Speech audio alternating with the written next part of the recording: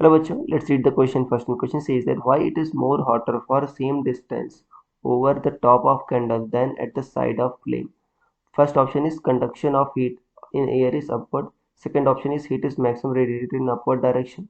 Third is radiation and conduction both contribute in transferring heat upward. Fourth is convection takes more heat in upward direction. So students आपको समझना होगा कि concept क्या use हो रहा है इसमें. Key concept is heat transfer. So key concept will be heat transfer. और इस क्वेश्चन में कह रहा है मान लेते हैं एक कैंडल लेते हैं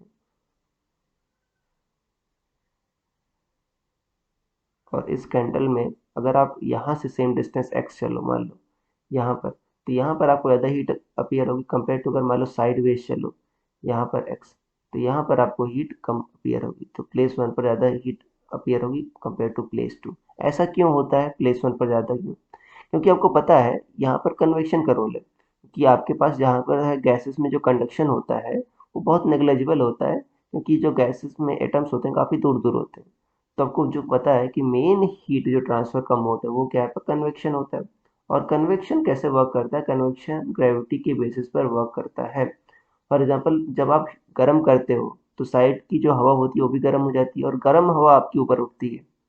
कि ग्रेविटी क्या होती है, आपको पता है ग्रेविटी क्या करती है, भारी चीज़ों को नीचे ले आती है और हल्की चीज़ों को ऊपर फेंकती है। तो यहाँ पर क्या होगा, जो हल्की हवा है वो ऊपर जाएगी। अगर आपका हाथ ऊपर है, जाहिर सी बात है आपकी गर्म हवा ऊपर ही जा रही, तो आपको ज़्यादा हीट अपीयर होगी।